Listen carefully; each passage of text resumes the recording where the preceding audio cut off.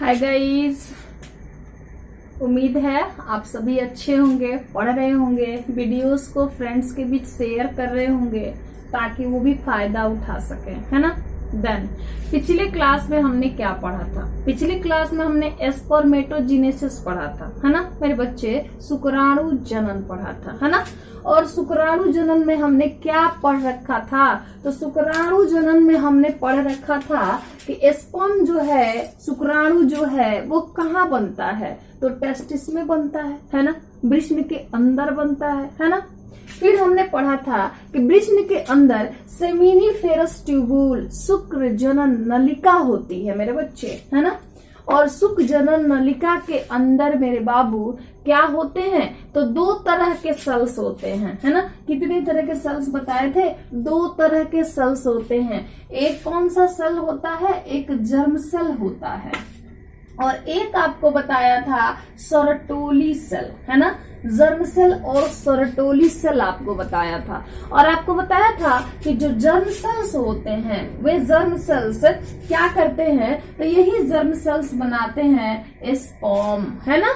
Sperm बनाते हैं कैसे? तो आप क्या बता दोगे? डिवीजन से, है ना। अगर किसी ने आपसे पूछ लिया कौन से डिवीजन से, तो आप बता दोगे दो डिवीजन होते हैं मेरे बच्चे। एक होता है अर्धसूत्री डिवीजन, दूसरा होता है समसूत्री डिवीजन, है ना। समसूत्री विभाजन, है ना। माइटोसिस डिवीजन, मेयोसिस डिवीजन, ऐसे दो डिवीजन के द्वारा क्या होता है? तो जर्म सेल से क्या बनता है? स्पर्म बनता है। और सर्टोली सेल के बारे में आपने क्या पढ़ा था? आपने सर्टोली सेल के बारे में पढ़ा था कि ये मदर का काम करता है ना। मदर बोले तो मेरे बच्चे माँ का, है ना। और माँ का मतलब ये क्या करेगा? तो इन सेल से बने हुए स्पर्म को खिलाएगा, पिलाएगा, पालेगा, पोषेगा, ये सारा काम करेगा, है ना। सो हमने ये पिछले क्लास में पढ़ रखा था, है ना। आज के क्लास में हम लोग को पढ़ना है कि इनके द्वारा स्पर्म्स बनेंगे, कितने बनेंगे, कब बनेंगे, क्यों बनेंगे, कैसे बनेंगे, आखिर ये कैसे होगा, है ना। तो हमने आपको बताया था कि यह क्रिया होगी किसके द्वारा मेरे बच्चे? तो यह क्रिया होगी हार्मोन के द्वारा। किसके द्वारा? हार्मोन के द्वारा, है ना। मतलब यहाँ क्या बनेंगे? हार्मोन बनेंगे, है ना। आप क्या बोलोगे? तो आप बोल सकते हो कि क्या बनेंगे? हार्मोन बनेंगे, है ना। ह्यूमन बॉडी के अंदर, है ना, हार्मोन बनेंगे बेटा जी। और ये हार्मोन क्या करेंगे? यही हार्मोन बताएंगे कि कितने स्पर्म बनाने हैं, कब बनाने हैं, कैसे बनाने हैं, कैसे नहीं बनाने हैं और कब बनाने। ये सारी चीज कौन कंट्रोल करेगा? तो हार्मोन करेगा, है ना। ठीक है। अब ये हार्मोन आएंगे कैसे, है ना। तो हमारा जो ब्रेन होता है ना, हमारा दिमाग, है ना, जिससे हम सोचते हैं, है ना, है ना। इस दिमाग में, है ना, एक पार्ट होता है ना। पिछली क्लास में हमने बताया था, उस पार्ट को हम हाइपोथैलेमस बुलाते हैं, है ना। क्या बोलते हैं बेटा जी? हाइपोथैलेमस, है ना। इस हाइपोथैलेमस वाले हमारे ब्रेन के भाग से, ये है हमारा ब्रेन का भाग, हाँ। लेकिन ब्रेन का भाग होने के साथ, बॉडी को कंट्रोल करने के साथ, ये ग्लैंड के जैसा भी काम करता है। क्यों? क्योंकि ये बना देता है हार्मोन। कौन सी हार्मोन मेरे बच्चे? तो गोनाडोट्रोपिक रिलीजिंग हार्मोन, यहां मैंने लिखा है GnRH हार्मोन, है ना। ये क्या कर देता है? बना देता है ना। कब? तो जैसे ही कोई लड़का 12 से 13 वर्ष का होता है, 12 से 13 ईयर का होता है ना, 12 to 13 ईयर्स का होता है, तो उसके ब्रेन का जो हाइपोथैलेमस वाला भाग होता है वो क्या करता है? एक विशेष हार्मोन बनाता है जिसको मेरे बेटे GnRH, है ना, गोनाडोट्रोपिक रिलीजिंग हार्मोन, है ना, कहते हैं, बना दिया जाता है ना। अब ये हार्मोन जैसे ही बनता है ना, वैसे ही हमारे दिमाग में मटर के जैसे, है ना, कैसे मेरे बच्चे? मटर के जैसे, है ना, क्या होते हैं? ग्लैंड होते हैं, है ना। और उन ग्लैंड को हम बोलते हैं प्यूटरीटरी ग्लैंड, है ना। ठीक है। अब इस पिट्यूटरी का जो अगला पार्ट होता है, आप अगले पार्ट को इंग्लिश में क्या बोल सकते हो? एंटीरियर पार्ट, एंटीरियर पार्ट, है ना। इस पिट्यूटरी ग्लैंड का जो अगला पार्ट होता है, आगे का पार्ट, पीछे का पार्ट, तो आप समझ रहे होगे आगे का पार्ट, है ना। इस पिट्यूटरी ग्लैंड का, ये पिट्यूटरी ग्लैंड कैसा होता है? आप बोलोगे ना पी शेप्ड होता है, मटर के जैसा होता है। कहाँ होता है भैया? ये भी हमारे ब्रेन में ही होता है ना।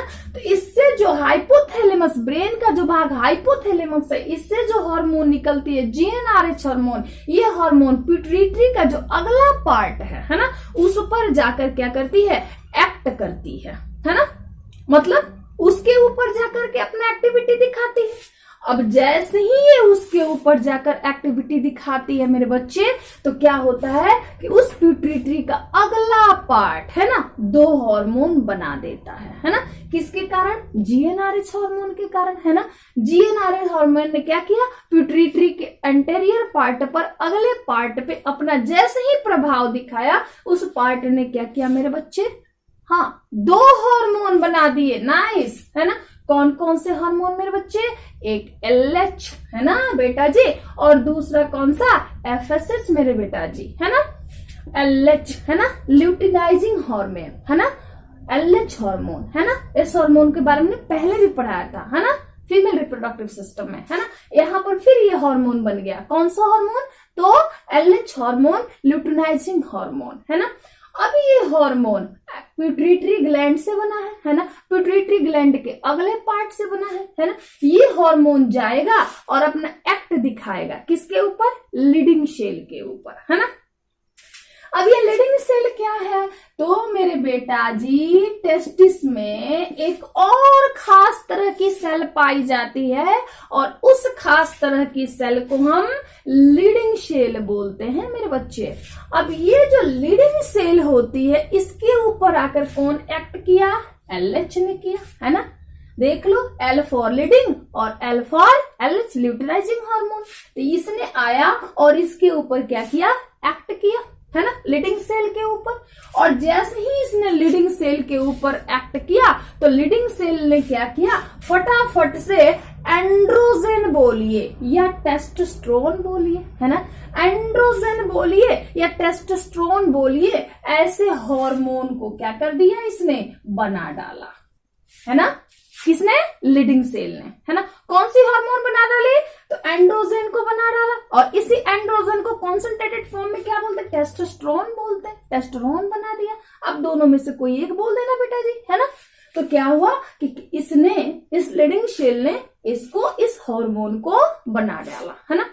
अब जैसे ही लीडिंग सेल ने, है ना, इस हार्मोन को बनाया, है ना, वैसे ही क्या हो गया? वैसे ही उस मेल में क्या हो गए?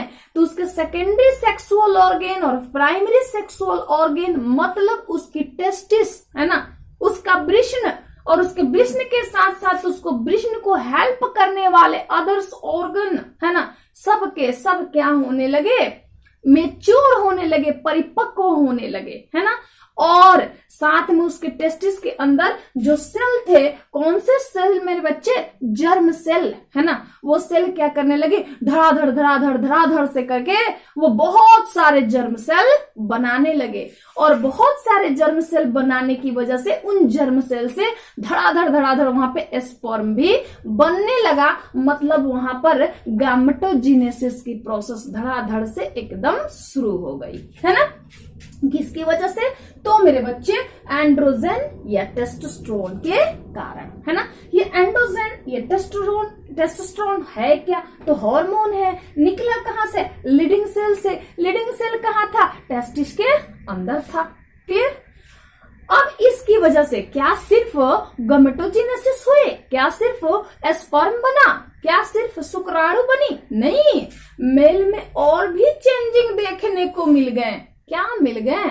तो मेल की जो ग्रोथ है वो तेजी से होने लगी। क्यों? क्योंकि उसके बोन और उसके मसल्स क्या होने लगे? तेजी से बढ़ने लगे, और इसकी वजह से उस मेल की क्या होने लगी? साइज जो है वो बढ़ने लगी, है ना। अब जब साइज बढ़ने लगी तो क्या होने लगा? तो उसके बाल जो है वो क्या होने लगे? मुंह पे भी आने शुरू हो गए, यानी दाढ़ी आने लगी। अपर होठ के ऊपर, अपर लिप के ऊपर भी क्या होने लगे, बाल आने लगे, मतलब उसके करारे करारे मुस्टाच भी आ गए, है ना।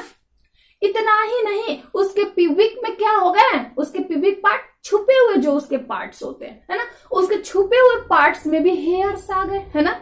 साथ में उसका जो चेस्ट वाली एरिया होती है ना, उस एरिया में भी क्या होने लगे, बाल निकलने लगे। और उसके आगे की बात तो आप लोग जानते ही हो, वो क्या करने लगता है, फीमेल में इंटरेस्ट लेना शुरू कर देता है कि नहीं। फीमेल में उसने इंटरेस्ट लेने भी क्या कर दी, शुरू कर दी। ये सब हो गया किसकी वजह से मेरे बच्चे, तो टेस्टोस्टेरोन की वजह से, एंड्रोजन की वजह से, जो सिक्रीट हुई थी लीडिंग सेल से, जो लीडिंग सेल टेस्टिस के अंदर था। इससे ये क्यों सिक्रीट हुई थी, क्योंकि ये एलएच के कारण इसको सिक्रीट किया। एलएच कहां से आया, पिट्यूटरी से आया। पिट्यूटरी ने एलएच क्यों बनाया, तो जीएनआरएच हार्मोन के कारण बनाया। और जीएनआरएच हार्मोन कहां से आया, तो हाइपोथैलेमस से आया। बता देंगे इतना, अब बता देंगे, हाँ मेरे बेटा अब बता दोगे, बहुत अच्छी बात है ना।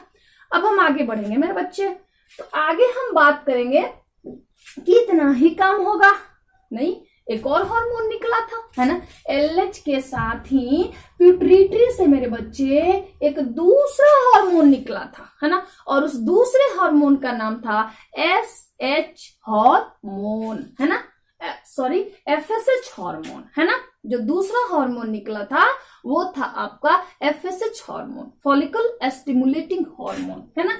हार्मोन निकला था, है ना। ये हार्मोन भी एंटीरियर पिट्यूटरी से ही निकला था, क्लियर है। और इस हार्मोन का असर किस पर होगा, तो आपको बताया था टेस्टिस के अंदर सेमिनिफेरस ट्यूबुल था। सेमिनिफेरस ट्यूबुल के अंदर दो तरह के सेल थे, जर्म सेल यानी जनन कोशिका जो शुक्राणु बना रही थी, और उसके साथ में और एक सेल थी जिसकी नाम थी सोर्टोली सेल, जो शुक्राणु को पोषण देने का काम कर रही थी, जस्ट लाइक मदर, है ना, माँ की तरह वर्क कर रही थी, है ना। वो सोर्टोली सेल वहां पे है ना। यानी जो एफएसएच हार्मोन है मेरे बच्चे, वो आएगा और वो आकर के किसके ऊपर किसके ऊपर वो एक्ट करेगा, किसके ऊपर असर दिखाएगा, तो क्या बता दोगे, सर्टोली सेल के ऊपर मेरे बेटा जी आप बता दोगे, है ना। और जब सर्टोली सेल के ऊपर ये एक्ट करेगा तो सर्टोली सेल क्या करेगा, तो सर्टोली सेल इनहिबिन बनाएगा मेरे बेटा जी, है ना। क्या बना देगा, इनहिबिन। आप याद रखोगे इनहिबिन कौन बनाता है, सर्टोली सेल बनाता है। किसके प्रभाव में आकर बनाता है, एफएसएच हार्मोन के प्रभाव में आकर बनाता है। ये इनहिबिन क्या है, तो मेरे बेटा जी आप बता दोगे ये इनहिबिन क्या है, प्रोटीन है ना। यानी ये सर्टोली सेल एक खास प्रोटीन बनाता है जिसका नाम है इनहिबिन प्रोटीन, है ना। अब ये इनहिबिन प्रोटीन क्या करता है यार, चुगलखोरी करता है ना। कैसे चुगलखोरी करता है, तो ये आता है और ये आकर के इसके मात्रा को, है ना, एंड्रोजन या टेस्टोस्टेरोन के मात्रा को क्या कर देता है, बढ़वा देता है ना। किससे बढ़वा देता है मेरे बच्चे, लीडिंग सेल से बढ़वा देता है। कैसे बढ़वा देता है मेरे बच्चे, एलएच के ऊपर प्रभाव दिखाकर बढ़ा देता है। एलएच के ऊपर जब प्रभाव पड़ता है तो ये प्रभाव किस पे पड़ता है, पिट्यूटरी पे पड़ता है। और पिट्यूटरी पर अगर इसका प्रभाव पड़ता है तो इसका प्रभाव जीएनआरएच पे पड़ता है। यानी ये क्या करता है, तो ये इन हार्मोन की मात्रा को क्या कर देता है, लगातार बढ़वाता है ना, और लगातार करवाता है ना। जिसकी वजह से क्या होता है, एक लड़का अगर एक बार प्यूबर्टी एज में चला जाए तो ऐसा माना जाता है कि वह 70 साल, 80 साल, 65 साल का हो जाए तब तक वो प्यूबर्टी में ही रहता है ना। वो कैसे, क्योंकि तब तक उसमें स्पर्म बनती ही रहती है, इसीलिए ऐसा माना जाता है ना। तो देन मेरे बच्चे, मेरे बाबू, मेरे सोना, मेरे बेटा, आप इसको क्लियर कर दोगे, है ना। क्या क्लियर कर दोगे, तो हाइपोथैलेमस सारा कमाल करता है स्पर्म के बनने में, स्पर्म के नहीं बनने में, स्पर्म कितना बनेगा, स्पर्म कब बनेगा, स्पर्म कैसे बनेगा, क्लियर इन सभी कार्य में, है ना।